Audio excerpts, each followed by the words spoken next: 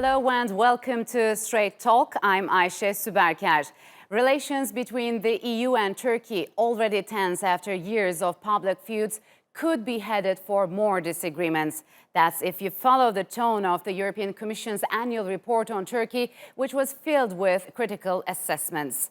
Everything was on the table, from criticizing Turkey's judicial measures following the failed coup of 2016 that left hundreds dead, to the country's economic policies. But was their assessment fair and accurate?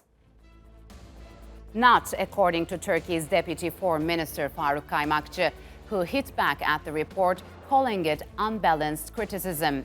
He stressed that the report didn't accurately take into account the current situation in Turkey, especially when it came to terrorism. But Kaymakçı did leave a slight window open, saying his government would note the constructive criticism. Voters in the EU also went to the polls to elect a new European Parliament, which saw large gains by far-right and anti-immigration parties. To discuss where Turkey's relations with the EU could be headed, I'm joined by Çiğdem Naz, who is an associate professor at Yıldız Technical University. She is also the general secretary of the Economic Development Foundation, which is a think tank specializing in EU-Turkey relations based in here, Istanbul. And also we're joined by Achilles Skordas, who is a professor of international law at the Max Planck Institute in Heidelberg, and who also specializes in the EU's foreign policy. Thank you both for joining me on Straight Talk. Welcome again. Achilles, I want to start with you. Backsliding was a recurring term the European report mentioned, but isn't it a bit hypocritical for the EU to be using that term, given with the far-right and EU skeptic parties gaining ground in Europe? This is a legitimate question.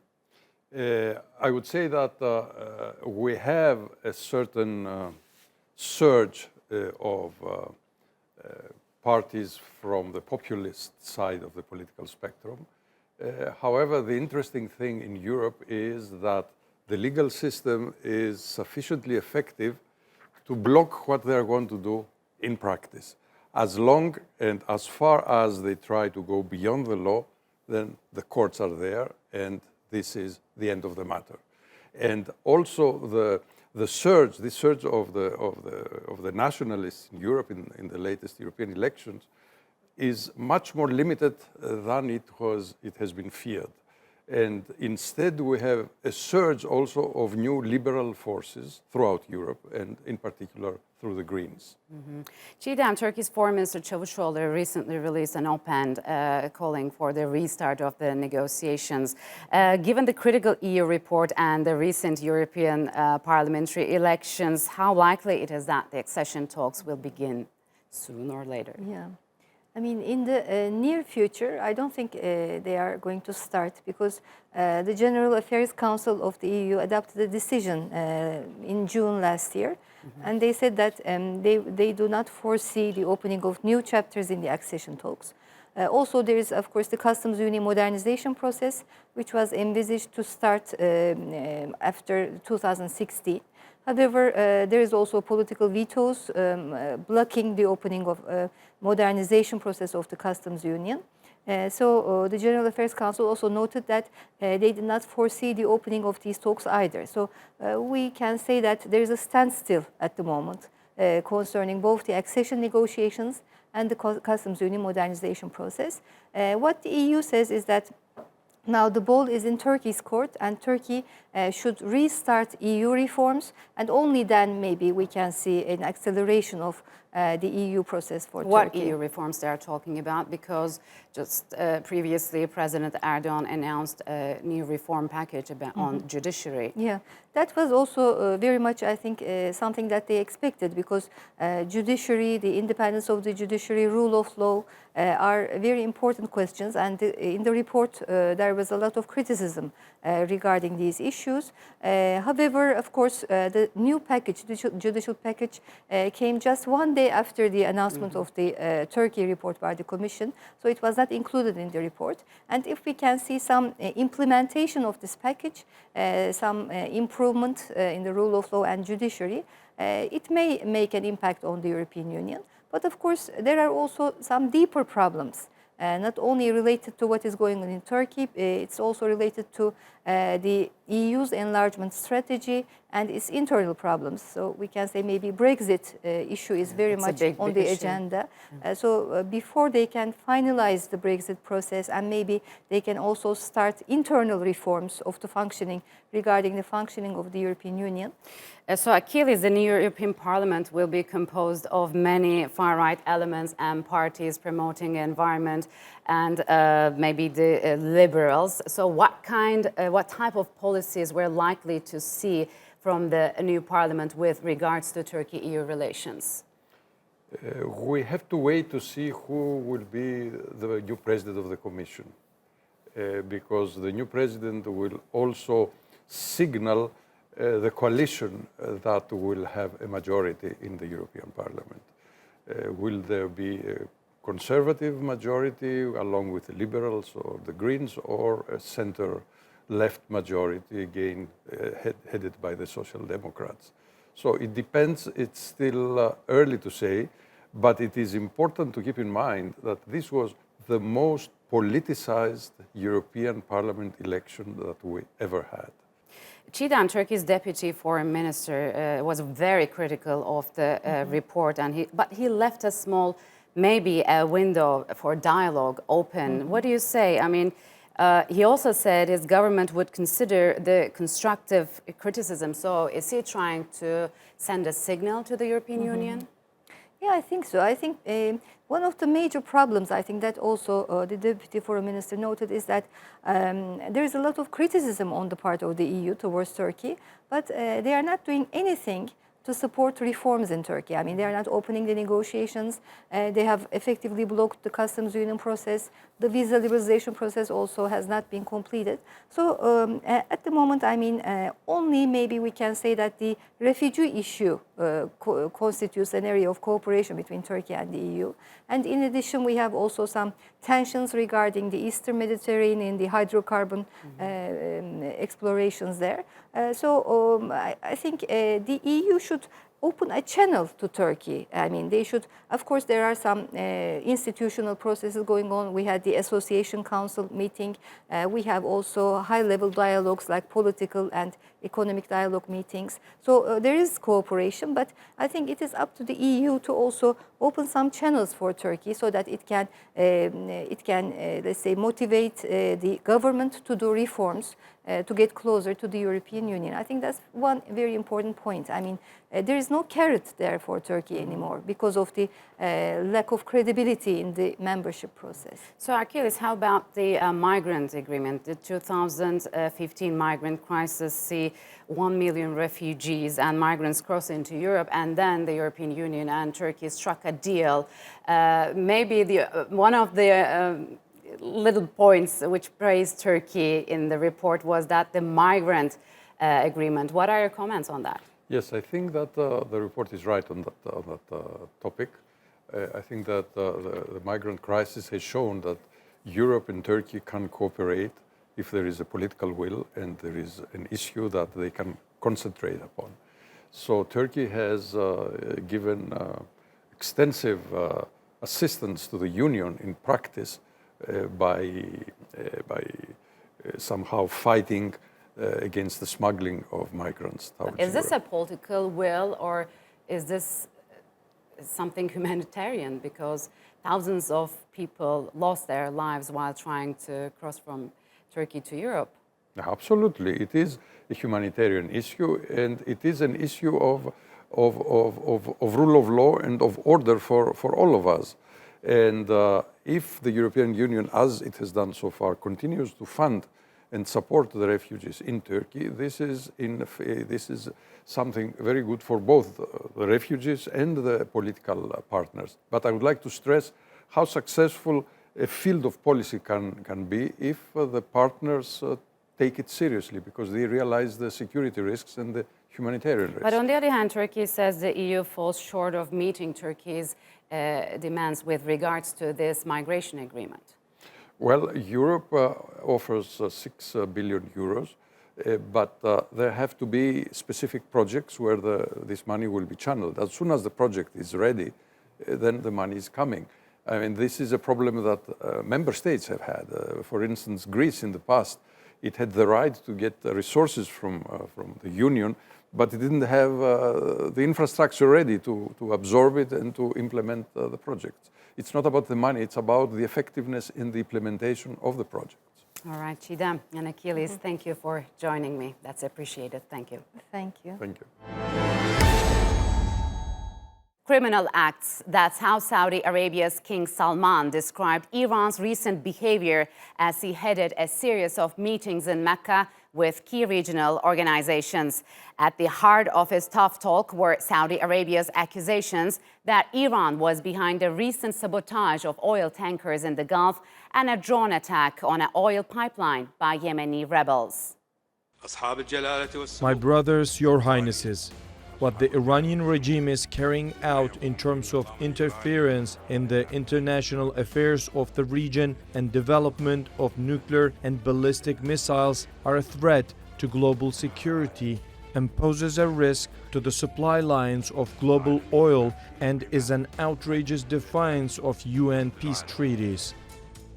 The kingdom's foreign minister echoed that hardline, saying the international community should confront Iran with all means of force and firmness.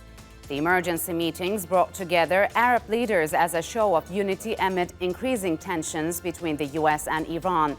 But the meetings also included a high-level visit that the region hasn't seen in 2 years. At the invitation of the Saudi king, Qatar's Prime Minister Sheikh Abdullah bin Nasser Al Thani attended the Mecca summits.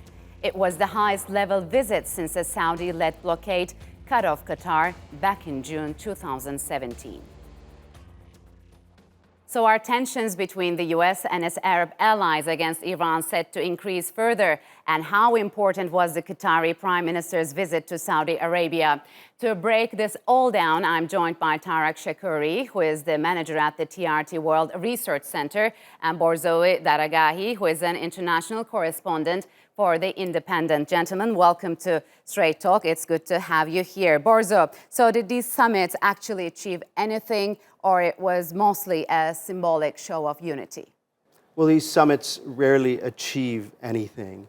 You have a GCC summit, you have a Arab League summit, and you have an Islamic conference, Organization of Islamic States conference. They rarely achieve anything. They issue statements. Nothing usually comes of this.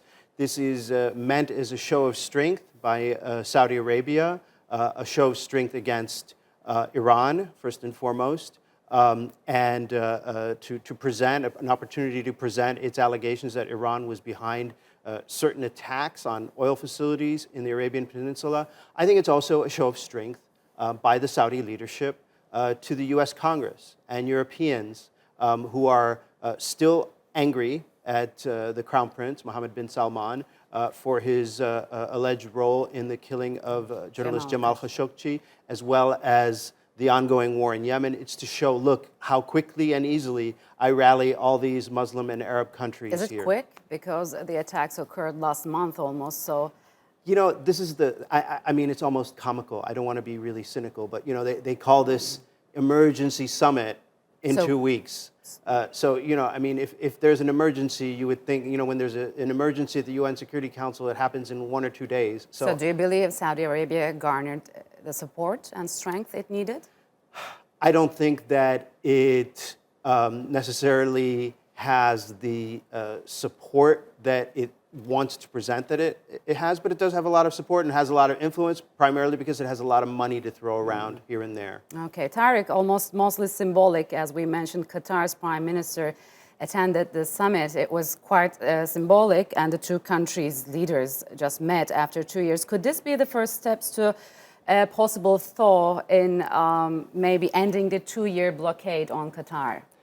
Well, in some ways, this visit or attendance by the Prime Minister is quite significant.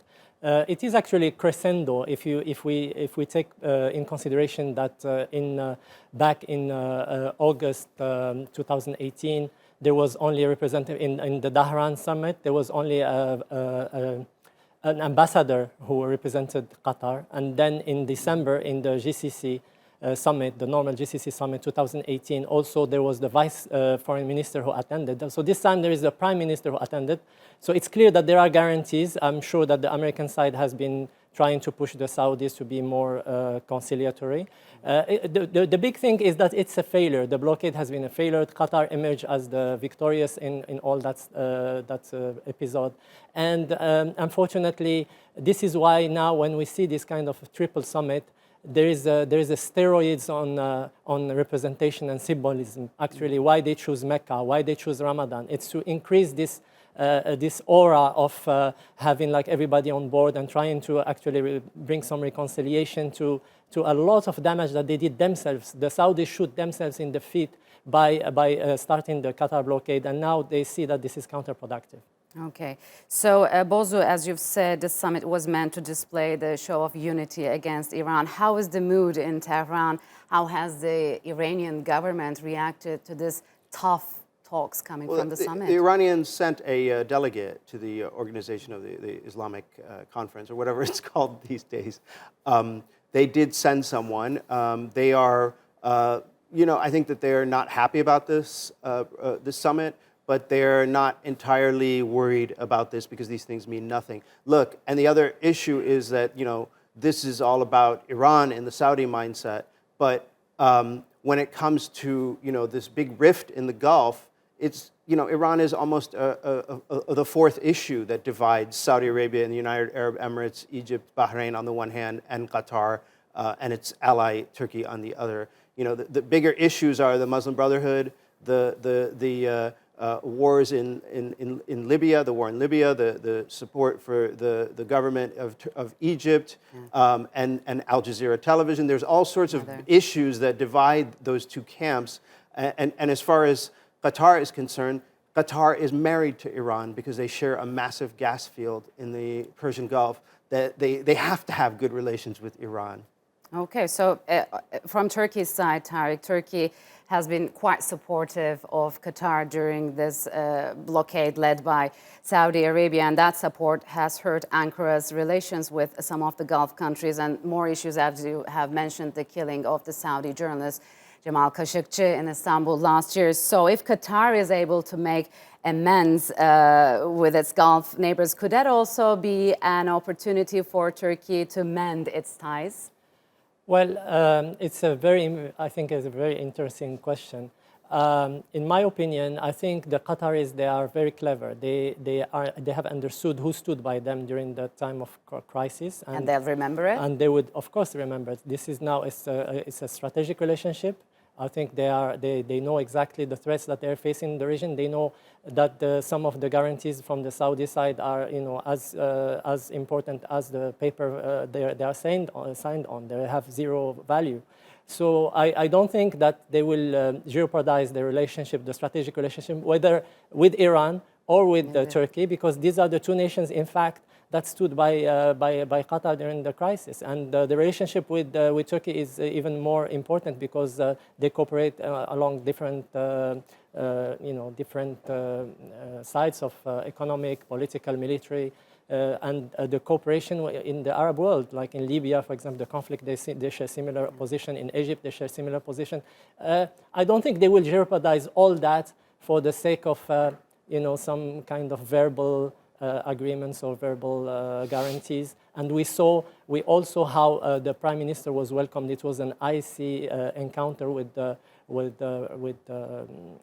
King Salman, and I don't think they greet each other with MBS. So I think it's a step, it's a baby step towards kind of having a semblance of normalcy. I wouldn't take it more than that. Okay, so.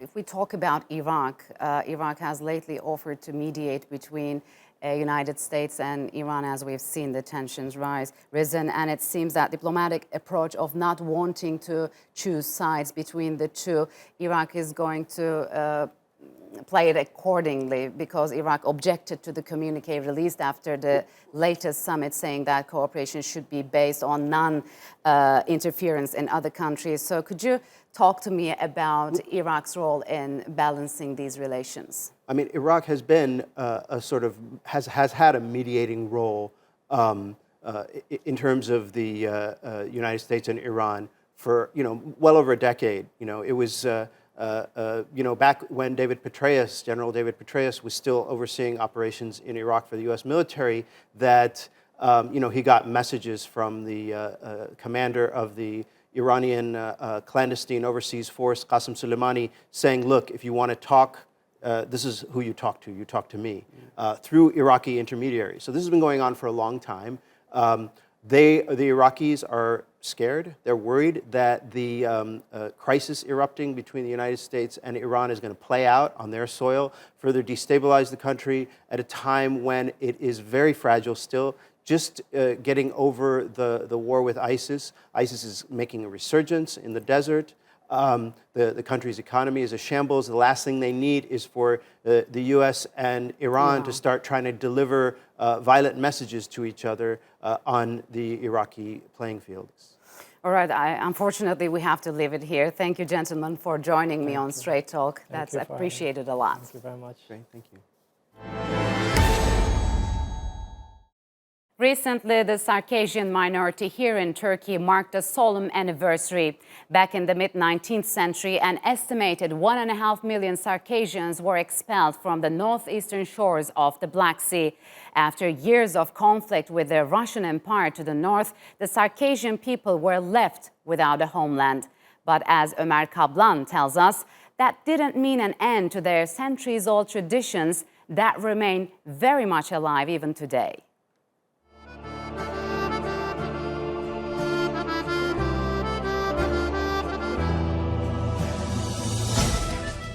More than a century and a half ago, tragedy struck the Circassian people that would echo for generations. With their ancestral homeland on the doorstep of an expansionist Russia, entire communities were uprooted and pushed into exile. While there are no official figures of how many people lost their lives, estimates put the number expelled at 1.5 million. Plus another 500,000 who died during their forced removal. The displaced people mainly found refuge throughout the Ottoman Empire. Today, their descendants live in almost 40 different countries, including Israel, Syria, Lebanon, the United States, and across Europe. But the majority of them live in Turkey, where they number around 3 million. Aydan Çelik is one of them. His great-grandparents were among those who were forced into exile.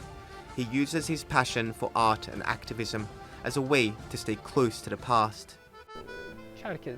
150 years is a very short time. It's only been a few generations since what our ancestors faced. Your DNA still belongs to another land. The exile of the Circassians was a result of bloody wars. But the existence of the Circassian people in their ancestral land continues to be denied. Drawing, writing, illustrating, and other art forms are a lifeblood that help these tragedies be remembered. And that rich cultural history isn't just limited to visual and literary art forms. One of the defining attributes of Circassian people are their dances. Their centuries-old art form has helped preserve a culture that evokes stories of combat and courtship.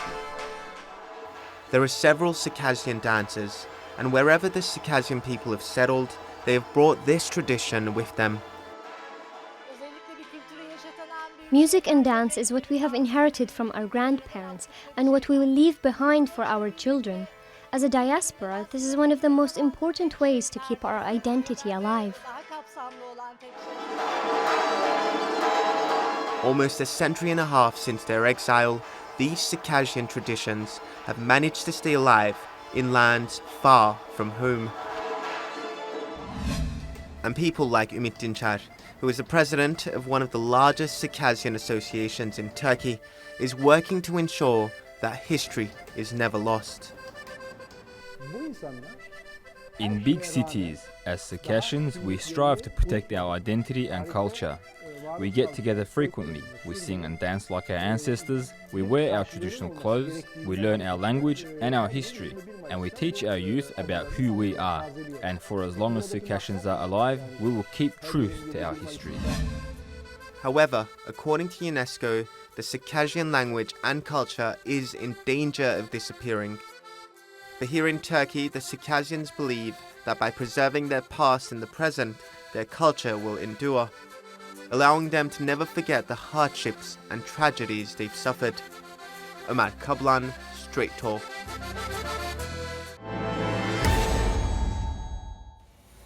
And that's all for this edition of Straight Talk with me, Ayşe Süberker. If you've got any comments, do share them with us on Twitter with #StraightTalk. Also, don't forget to subscribe to our YouTube channel. Until next time, take care and goodbye.